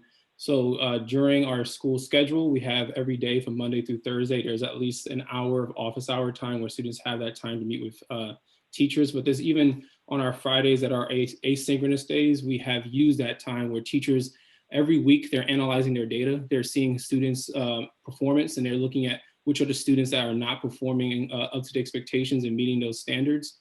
They're inviting those students to small groups on those Fridays, and we're having remastery time to make sure that they're getting that individualized attention when it comes to making sure that they're on track and proficient with these standards, especially knowing that with the pandemic, we knew and anticipated that there may be some slide. When it comes to at-risk populations and our special education population, we're still continuing to meet their hours in service and accommodations. Our students are still getting that time with their special education teachers during their small groups. They're getting their accommodation during MAP testing and other testing environments as well. And then overall, I just wanted to comment that we do have an investment within our wellness team. We have two guidance counselors, as well as a psychologist on staff. And that has also been helpful to make sure that our students are getting the services that they need to make sure that their academics are not only taken care of, but also their physical and mental well-being is taken into consideration as well during this time. Thank you.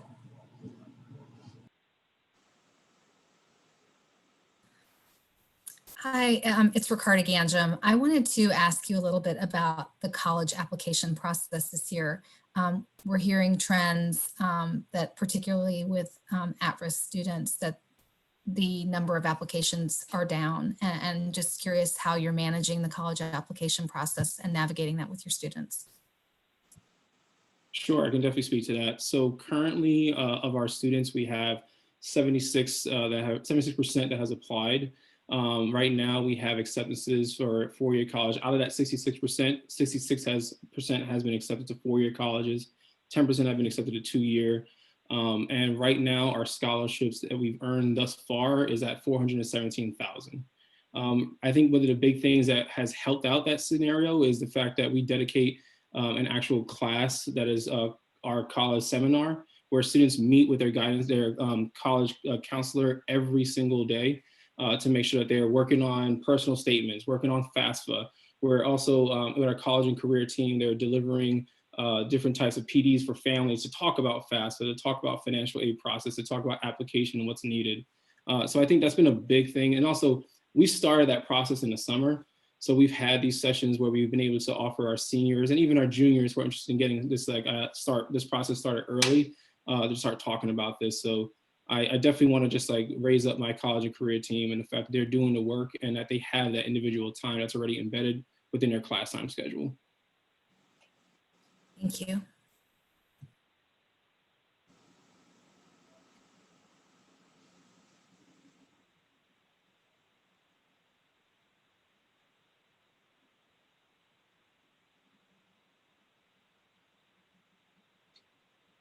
I have somewhat of a follow-on question from what my colleague Ms. Shelton asked. As we look at the school's performance vis-a-vis the sector, looking at the staff's report with respect to the QSR results, seeing that in both cases they were below the sector average, and just wanted to know what type of reflection that those results engendered within the strategy of the organization. I can start and then. Sure. I'll just say that we are, that equity and making sure to that subgroup students achieve really highly is at the forefront of what we care about. It's what we talk about all the time. It's the data that we look at all the time. We have ramped up the number of teachers who serve special education students. We've ramped up the time and the amount of support that we give for those students. During the pandemic, we have provided additional office hours. Principal Colazo started a program to ensure that students are mastering standards versus just going through the motions. And there's a chance for all the students to retry each standard to make sure that they can access it. We also, oh yeah, I'll let Mr. Colazo take it. Yeah, I just want to elaborate more on the mastery concept. So one of the things that as we were heading into this new year, we also were really reflective on the idea that teaching the pandemic is definitely different when it comes to at the end of the year versus the start. I think there are some things that we had to think about where at the end of the year, at least there were some concepts that were reviewed versus starting the beginning of the year that we had to think about that these are new things, especially when it comes to ninth graders, that this is their first time stepping foot in a metaphorical classroom. So we did make this shift to mastery-based learning and making sure that our students were actually assessed on the skill and mastering the skill. So as stated before, our students' data is used to analyze, and we take a look at it every week with our instructional coaches, working with our teachers individually. They are making sure that the individual students that need that support are being invited to these sessions, and that as students are practicing these skills, they are provided mastery input to make sure that they are either on track, or if they need that support, they're getting additional time, whether it be in small group or also one-to-one. So I think that's been a big shift to start thinking about the type of support that's needed within those specific populations, to know that it's not just a typical like day-to-day class time that's only going to be the only means or the most important means of getting that instruction. It's also the intervention that's being developed, and a lot of that does happen during that intervention time where we mastery. Thank you.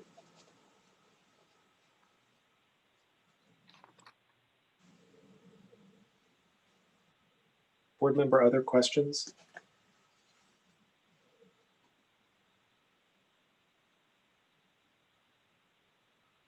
So I did want to also ask about the concern that was brought by a parent in writing related to observation of classrooms, et cetera. While this isn't a policy or a practice that we directly have oversight, I personally have a belief that parents and their involvement and engagement and also entering and feeling welcome in school buildings is top of mind for me. And so I'd love to just hear, and I'm not sure if you all had a chance to see the written testimony, but just to hear a little more around that policy, what your thinking and reflections are based on what has been presented, and how you plan to address concerns like that going forward. I haven't reviewed the written testimony, but I can tell you about our visitor policy, which is we ask for 24 hours notice in advance. And we put that policy in reactively years ago because we had a couple of parents come in wanting to visit classrooms to engage in potential conflict with students at the school. And so we needed to institute a 24-hour notice rule just for safety purposes in the school. And admittedly, we were not always consistent in implementing that policy. And so it caused some frustration with parents, but we have since upgraded our consistency of that policy prior to the pandemic when we were in person and are enforcing it consistently. I totally believe the same, that parents should be able to come to the school and see whenever they want, whatever they want. And we only do the 24-hour rule for student safety. Thank you for that. And in terms of the complaint, I know that it's available for you all to review, but to piggyback off of that complaint and the complaint and other issues that were raised earlier, would love to just, either have our teams work collectively to address those and to think through what's possible to either adjust that policy. Hearing that you're being thoughtful about the safety of students does help, but how what that looks like in practice in terms of parents wanting to be able to know differently than we do, observe in real time without knowing that there's going to be some type of shift or things that change to meet any type of concerns that they have. So thank you for that. Were you going to add anything? I just wanted to add just real quick, I do believe, and I want to also affirm that parent voice is definitely integral when it comes to building a community in a school. It's necessary, and they are one of our major stakeholders. And one of the things that we've done, even virtually, is create open door sessions for our parents to be able to like still meet with me and meet with teachers. And also, we've definitely expanded upon our family teacher conferences that do occur. We dedicate 2 days instead of just one to make sure that every teacher and every family member gets its opportunity to speak with the teachers. And we have had times, at least in the virtual setting, where we've had a parent come in to observe during virtual as well. I mean, obviously pandemic changes things a little bit with that. But also just wanted to just add that I think that another thing that we just wanted to make sure we reiterate, as we've iterated what our schedule looks like during the pandemic and what remote learning looks like, we've included parent voice, which has been a really big part of why we continue to remain remote the entire time. We understood the population that we serve. We knew that it was disproportionately affecting the families that we work with. And they made their voices very clear in their surveys, and they've made it each time we've had a different interim survey released. So I just want to say that family voice is definitely important. I definitely appreciate the collaboration. And to be quite honest too, just like having the opportunity to get to meet and understand and know the families that we serve has been one of the greater parts of being a principal at the school. And I look forward to more collaboration in the future. Thank you.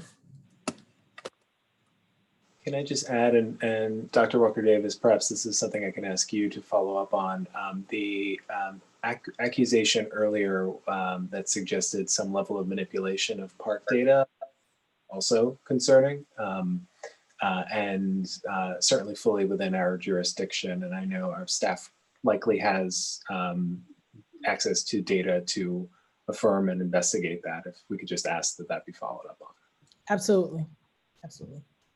Thank you. Any other questions for the Washington leadership team at this point?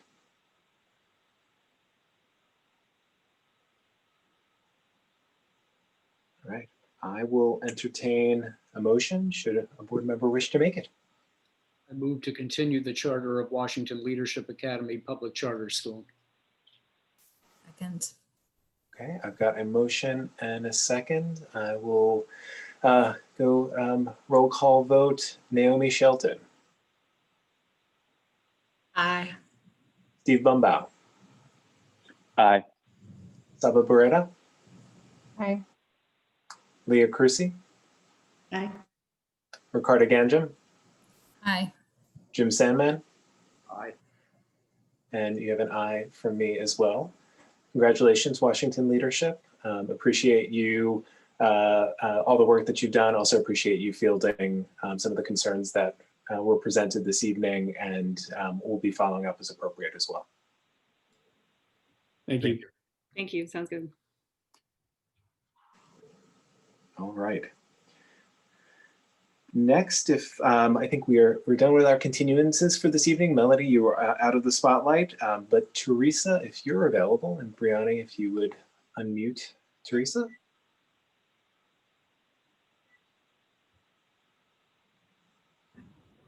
She's unmuted. Yeah. Teresa? Hi, Briani. Hi, how are you? You've got us. You're live. Okay, very good. Good evening. My name is Teresa Kemp. I am a specialist on the Equity Audits and Support Team. Tonight, the board will be voting on revisions to the Community Complaint Policy, which we discussed during last month's public hearing. Current revisions include clarifications that a complaint may be escalated in cases which allegations are systemic, including serious health and safety issues, and or the school has not made an effort to address the complaint.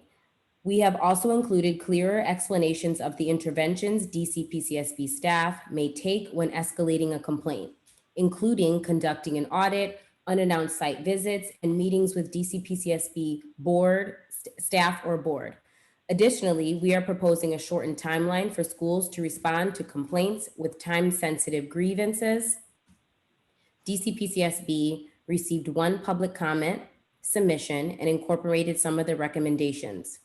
For example, we included clarifications of what types of complaints are generally within DC-PCSB's purview and which are generally not, such as school staff personnel disputes. I'm happy to answer any additional questions you may have. Thank you, Teresa. Board members, I know we had questions in previous meetings as this was opened up for comment, and it seems like there were minimal changes made between the last version and this, but there are any questions at this time about the policy?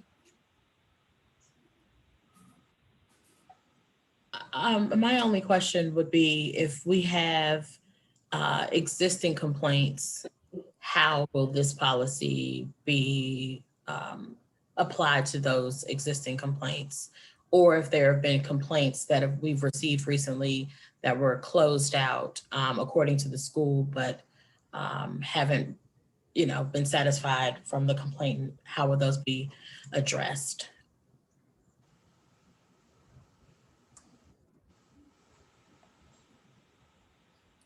It is my understanding that DC-PCSB staff, anytime a complaint comes in, regardless of the timeline where it's at, those complaints are addressed appropriately. If it does mean making a call out to the school or just further investigating, DC-PCSB is more than happy to do that.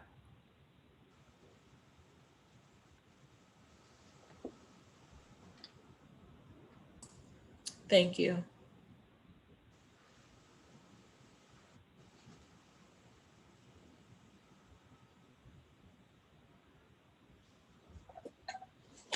Anything else, board members, on this policy? Otherwise, Teresa and staff, I really appreciate all the work that you've done to further update and evolve the policy, especially given the unique challenges of this year. So thank you for all of that. If we are prepared to vote on it, I will similarly take a motion on this. I move to approve the revisions to the community complaint policy. Second. All right, motion and a second. Roll call vote. Ricardo Ganjam. Aye.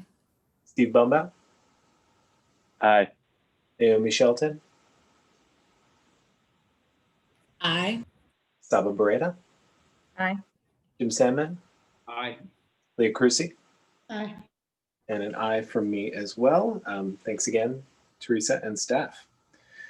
Now we are moving to our consent calendar. Would any board member like to remove an item from the calendar for further discussion or state a recusal for the record?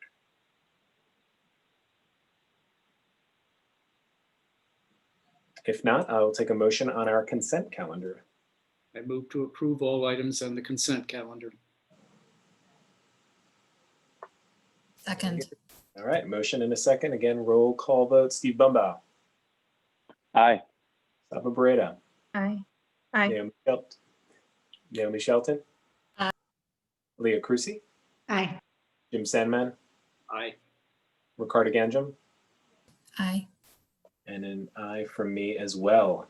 All right, any new business this evening?